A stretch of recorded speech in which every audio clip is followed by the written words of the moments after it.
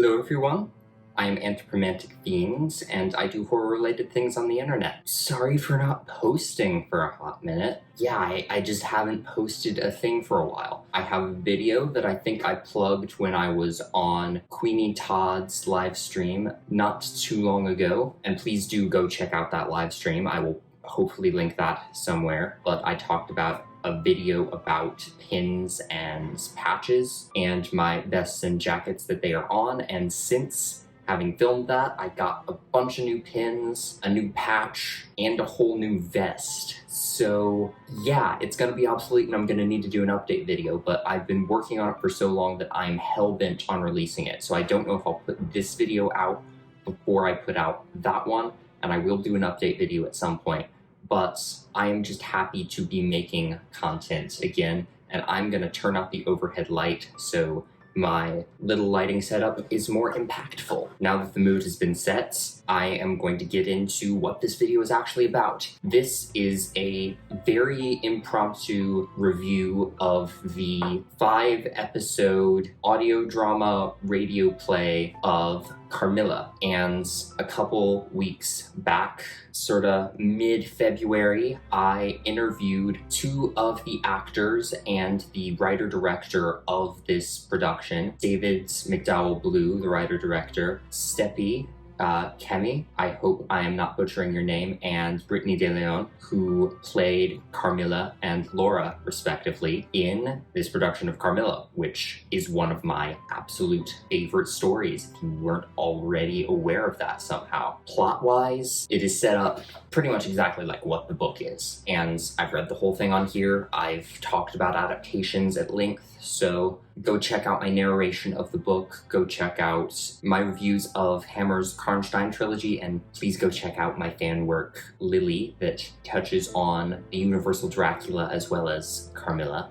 I'm very proud of it. Blatant self-promotion, but we are here to promote this and to review this version of Carmilla. So Laura is stuck at home. The one visitor she thought she was going to have unexpectedly passed away. She's very lonely, she wants a friend, and then there is a carriage crash nearby her estate, and she is not Styrian by birth, but she lives in the middle of Styria in southeast Austria. And this carriage crashes, and this girl, who is very much the worse for wear, ends up being taken in to stay with the family, and her name is Carmilla. And something kind of starts to bloom between Laura and Carmilla, and there may or may not be something supernatural and kind of vampire-y going on. I don't shut up about Carmilla, so you probably already knew all of that, but what really makes this production unique is the attention to detail in the writing, the way the characters are characterized by their actors, and the framing device.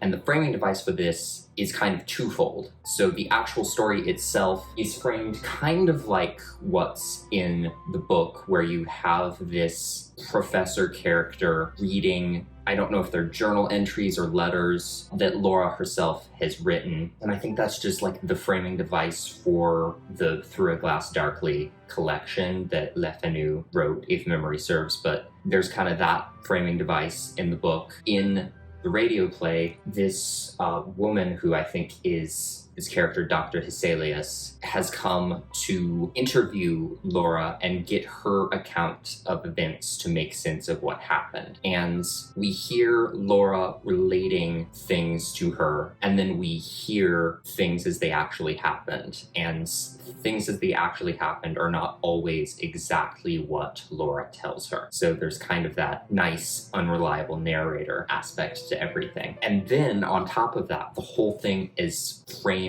as this radio play being broadcast by WODN, this conservative Christian broadcasting network that thinks that what they're presenting is this homophobic morality tale, telling people not to give into the temptations of queerness, essentially. And that whole aspect is just super campy, and I would say almost too on the nose, but it's so deliberately on the nose and so funny in being so on the nose that I don't think it is too on the nose, and it delights me. Insofar as the actual writing of this version of Carmilla, it is both extremely faithful and radically different from a lot of other adaptations of Carmilla, and while drawing heavily from the book, goes in directions the book ultimately does not. And I can't say too much without spoiling it. This is going to be a spoiler-free review because I want you to go listen to this, but the overall beats of the story with Carmilla's visits and the growing connection between Carmilla and Laura becoming weaker and weaker, and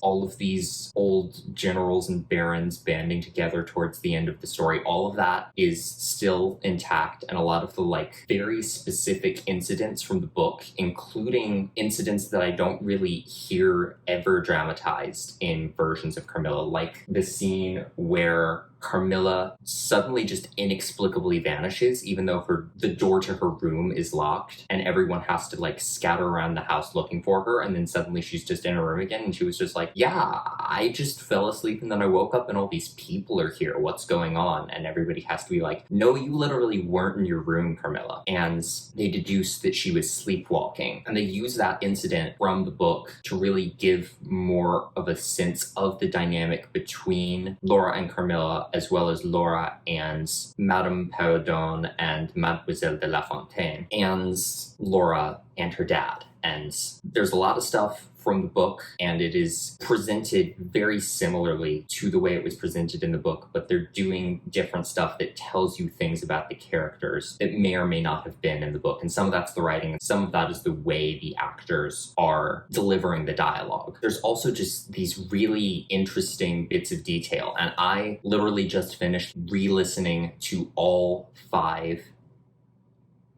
My light went out. Hello? We're doing it this way. Less atmospheric, but okay. I'll deal with the light situation in a minute. But I literally just finished listening to all 5 episodes of Carmilla, so I picked up on a lot of details that I did not notice the first time around. For example, the locked room in the house where Carmilla finds the portrait. She has this distinct recollection of the room and has been there numerous times, but never noticed this portrait that looked exactly like Carmilla. And there's a lot of stuff related to kind of family lineage and the Karnstein clan that's woven into the whole story that's really cool. And there's a lot of stuff about Laura's late mother woven in throughout. There's this little exchange where Laura's dad has just gotten this letter from, it's either General Spielsdorf or Baron Vordenberg, and either the general or the baron is very distraught about a very recent loss he's had, and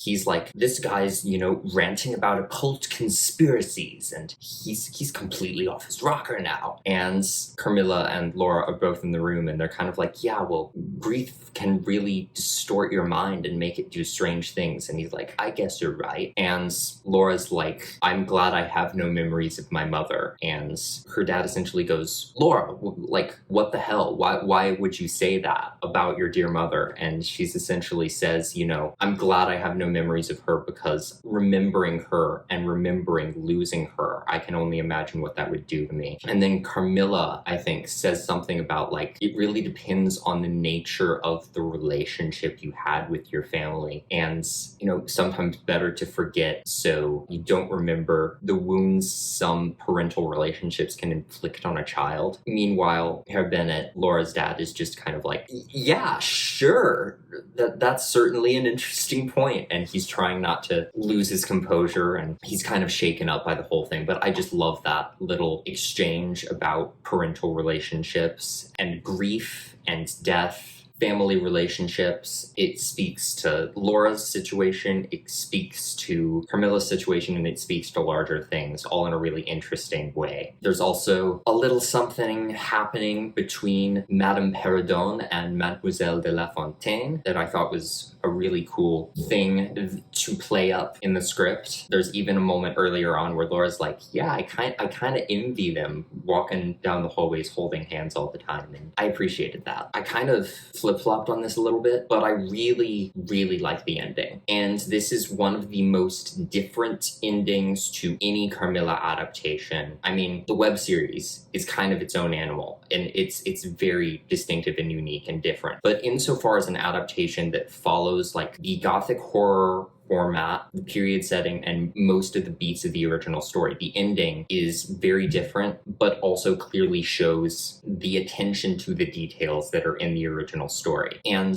I want to say monologues because they're big speeches, but essentially the dialogue that occurs at the end is very beautiful and speaks to larger things in a way that I thought was wonderful. Also, though, going back to the Karnstein lineage and the stuff about Laura's mom, that brings in something to the Carmilla-Laura dynamic. It's never explicitly there, and I don't know what the exact intention was, but it made me a little bit uncomfortable. If you've seen it, you probably know what I mean, but if you have listened to this and you're still not clear, find a place where you can privately message me and I'll talk to you about that. I love the performances in this. I love Steppi's version of Carmilla. She's just exactly as ethereal and tragic as I want a Carmilla to be. And I love Brittany's version of Laura. She's got these moments of just kind of snarkiness and a little bit of pushiness and just annoyance. Like there's this scene where Peridone and La Fontaine come into the room and she's so annoyed with them. And she's like, yeah, no, there's nothing wrong. We just wanted to make sure you're all right. And yeah, they're just like, yeah, there's nothing wrong here. And she's like, good, go now. And there's just these moments of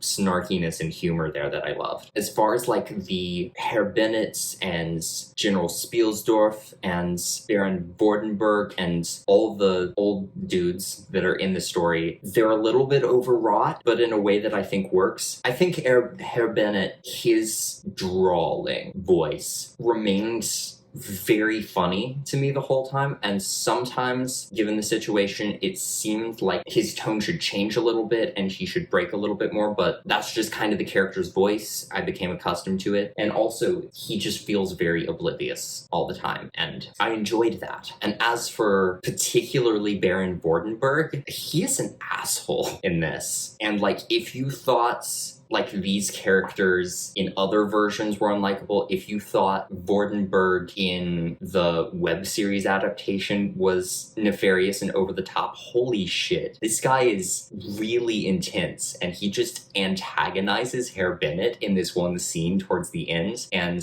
you just get this huge sense of just how hateful this guy is, but he's also just so aggressive that I find it funny. And I can't speak to everyone's performances because there are actually a lot of moving parts and characters in this, but everybody did a really good job as these characters. I spoke on one tiny little thing that made me uncomfortable, and I love this production. Overall, there are a few nitpicky things I can talk about that I didn't like as much. Just as far as like sound quality and sound effects, this thing was put together over Zoom calls during the pandemic with a bunch of different people in a bunch of different places, so not everybody's microphone quality is going to be the best. There are some bits of dialogue where the microphone is clearly clipping, and there are also places where people just kind of stumble over their lines a little bit, and I'm kind of surprised that a different take was not used. But sometimes it fits with the character, sometimes it doesn't feel as natural and it just feels like they're stumbling over lines, but it didn't bother me overall. And I really like the use of sound effects to create the collage and sense of place overall, especially hearing the clock chime regularly and the ticking and the wind outside. I thought all of that was really good. There are some places where it felt a little bit less seamless, especially with Laura's harpsichord playing. Like there's this one scene where her health is faltering a little bit, so her playing is less than stellar. And I took piano lessons. I don't know how harpsichord exactly compares, but it feels like she's struggling to hold down the pedals at the right moment. So there's these little jittery stops in the music, but it's clearly just an audio piece that has been taken and the stops have been edited into it. And I thought that was cool. It clearly put across what was happening. It just didn't feel as seamless as some other things. And it didn't need to be for me to thoroughly love it. It's an imperfection. I feel like if I'm going to actually critique something, I need to speak to the little imperfections and things, and that's just one of them. I don't care, really, but it's there. And then I really wouldn't know how you would work around this given the setting and the topic, but just be warned that the G slur in reference to Romani people is used multiple times. Again, this is set in Austria. It's a story that talks about prejudice on a lot of different levels. I'm just generally not comfortable with people who aren't Romani using that word, and I have no idea what the backgrounds of the different people who worked on this are. And it's a period piece. It makes sense within the story. They're speaking on prejudice. It just makes me uncomfortable. I don't know how you would fix it. I just don't like it, but I also don't know how you would get around it. So just be warned that that's there, and it's a thing that makes me uncomfortable. It's a messy topic that I think needs to be addressed. But yeah, that's the thing. I highly recommend this production, especially if you're already a fan of the novel and of Gothic literature and of vampire stories and of period pieces, of queer stories, all of the above. Like me, I have a problem. I highly recommend checking this out. I will link the first episode, which is free to watch on YouTube, below, and I will also link to Shadows on the Air's Patreon, where the rest of the episodes can be accessed if you subscribe. So yeah, that is my review of Carmilla, the radio play. Thank you for watching my video, and hopefully I will see you in another one. Bye.